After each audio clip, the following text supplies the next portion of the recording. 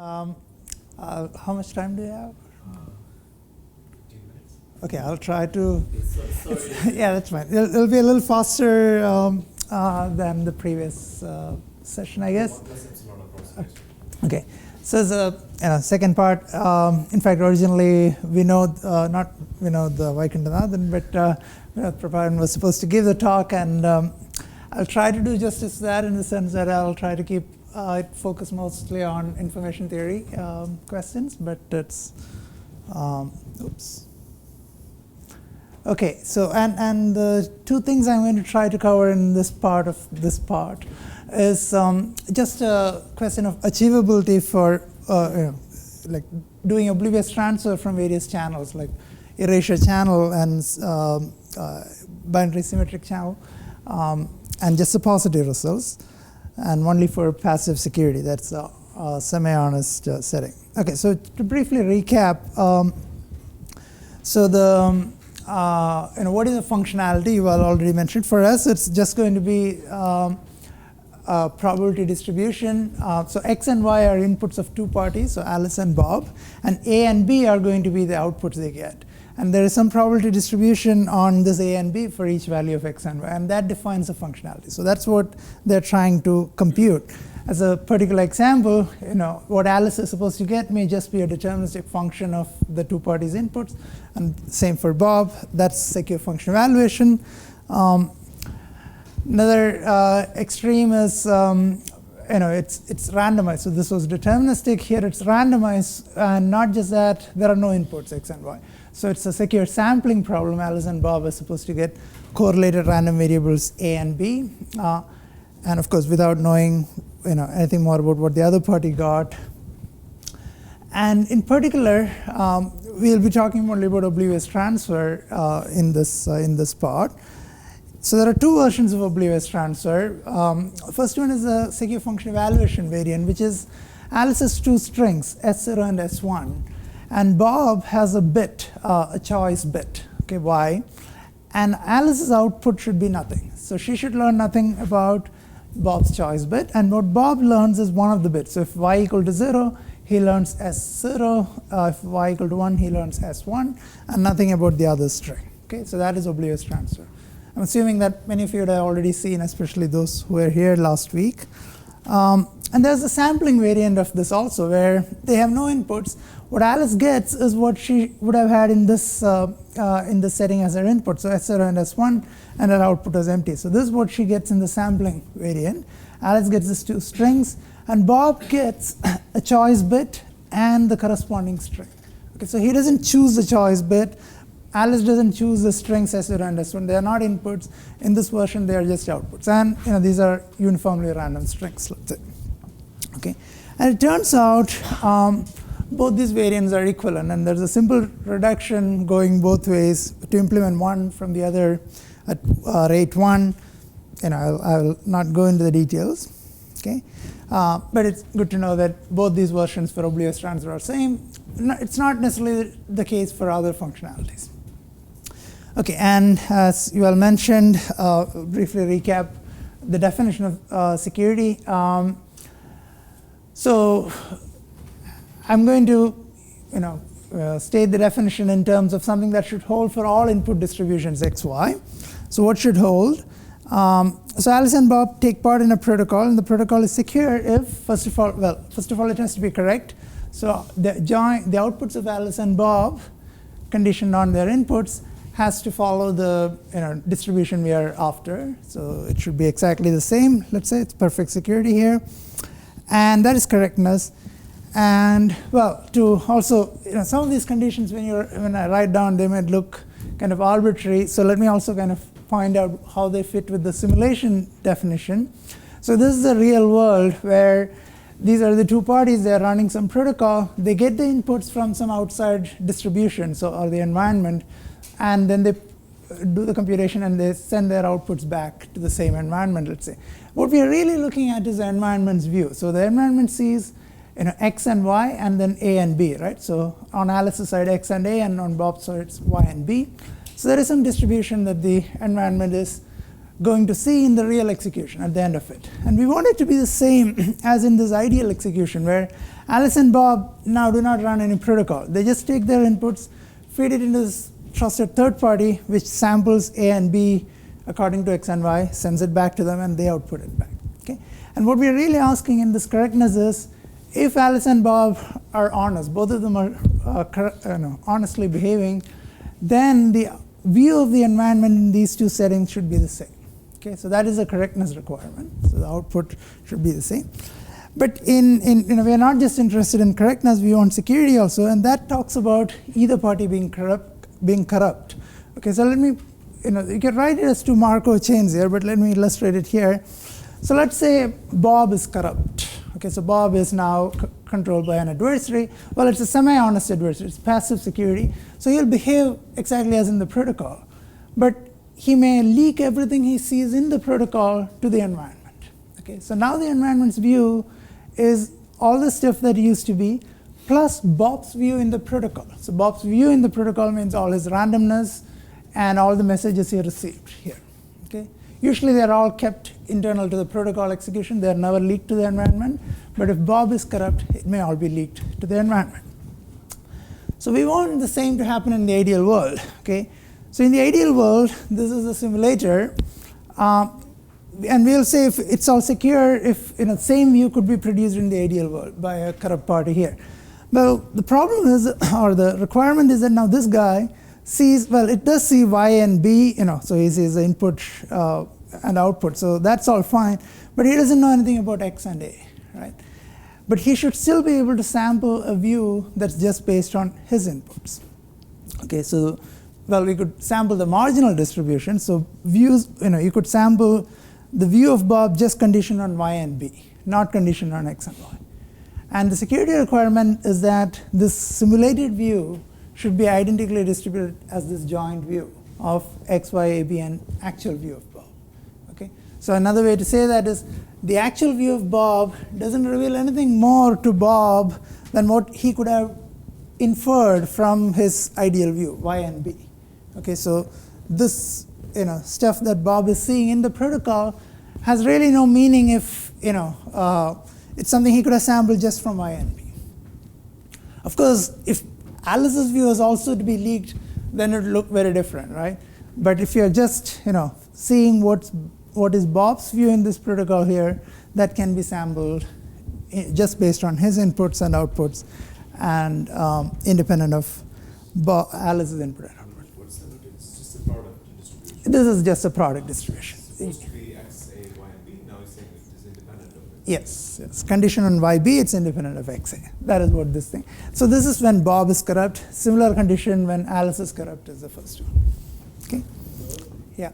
So why are you working with this definition of the positional? This is equivalent. This is equivalent. As in, this is just saying this is what the simulator should do. It should sample the. If you had another simulator, you can show that this is what it should do. So for perfect security, what we write in terms of simulation is exactly this. Of course, we also want to handle statistical security when this need not be exact Markov chains. So you need to allow negligible error. There are different ways to do that, but as long as we are asking for negligible errors, they are all essentially equivalent. So negligible means, for those of you who were here earlier, there's a security parameter we'll have. So I call it kappa. And we want the level of security, by changing the security parameter slightly, by increasing it slightly, I should get the error to go down significantly, right? So that is the notion of negligible. It's a function that goes down faster than any 1 over polynomial. So you could think of it as 2 to the minus kappa. Okay, so that's and. So that is just a question of running one, implementing some functionality using a protocol. But now another question is, suppose you already have access to some other resource other than this channel. So you have access to functionality G. So now you'll like to have a protocol for F, which the protocol itself can access some other functionality G. So this is another ideal functionality. How do you get that? Depends. Maybe you have another protocol for implementing G, or maybe this could be a physical resource like a noisy channel. which is what you should think of for now. Okay, so that's what it means to reduce a functionality f to another functionality g. And during this protocol, now they can decide what input should go into G and what, and then they can look at the outputs. Now the view will consist of, so Bob's view now will also include everything that happened here. He doesn't see what happened here. Okay. To give you an example of reductions, so oblivious transfer I talked about, and I said Alice has two input strings, but those strings could be just 1 bit each. So that's bit oblivious transfer, or bit OT.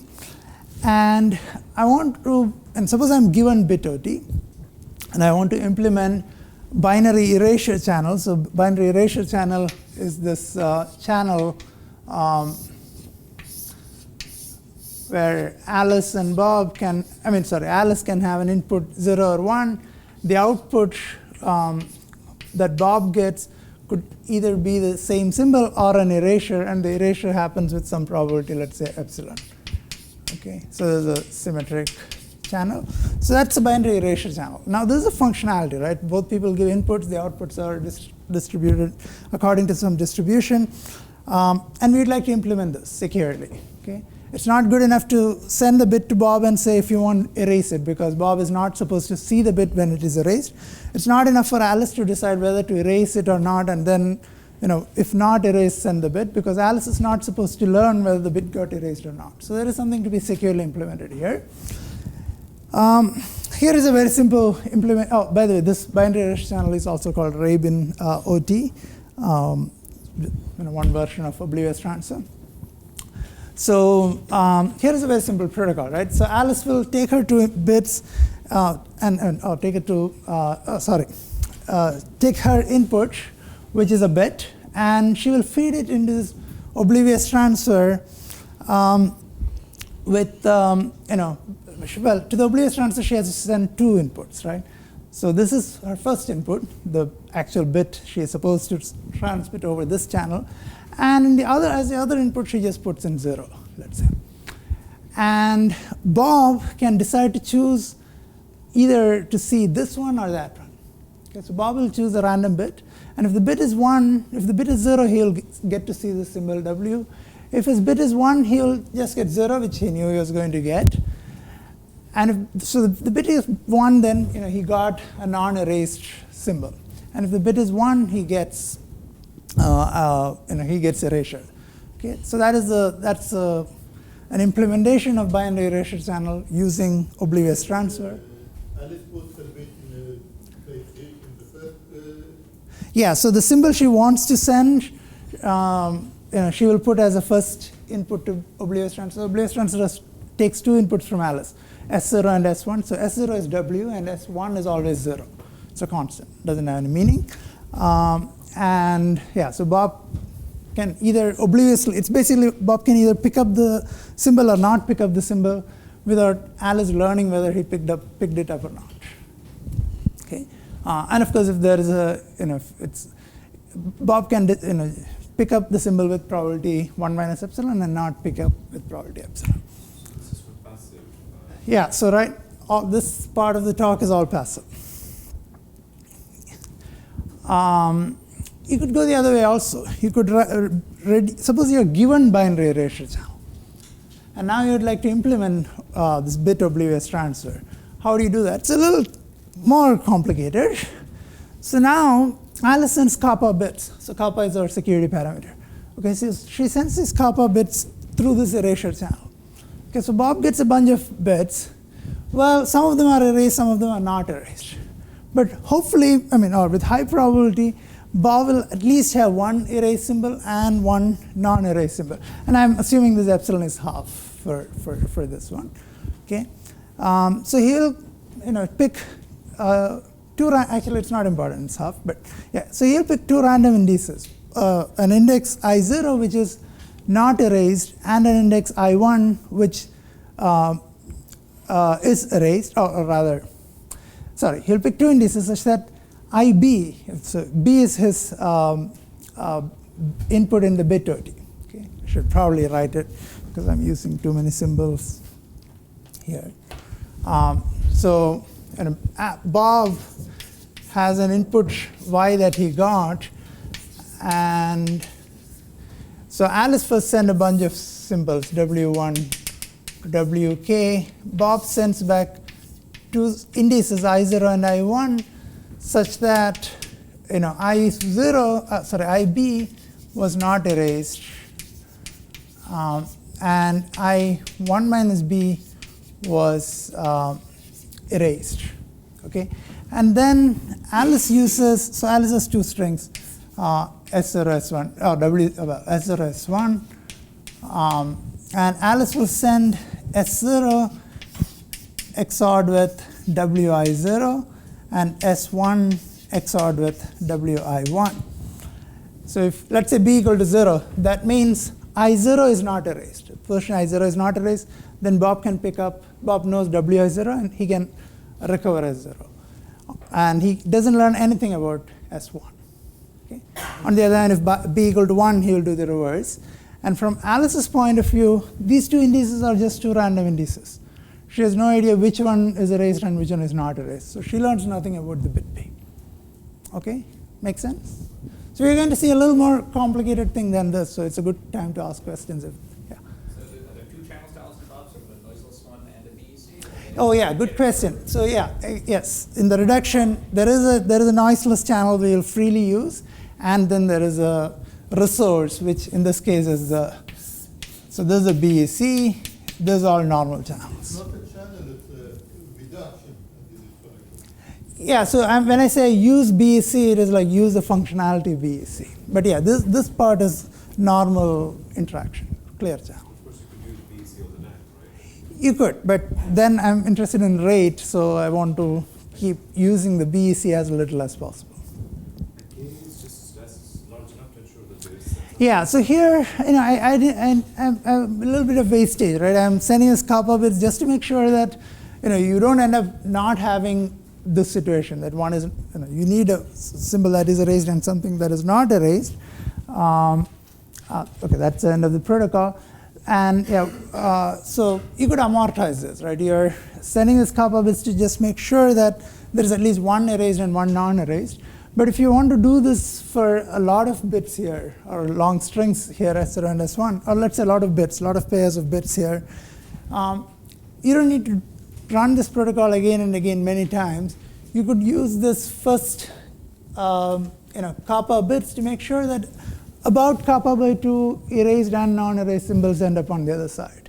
And then Bob sends back pairs of I0, I1, many pairs. It can send about kappa pairs back, right? Or actually, I'm saying here, if you want to implement n bit OTs, you would use this channel to send about 2n symbols, 2n bits, and Bob will get with high probability close to n erasures and n non-erasures, assuming that epsilon is half.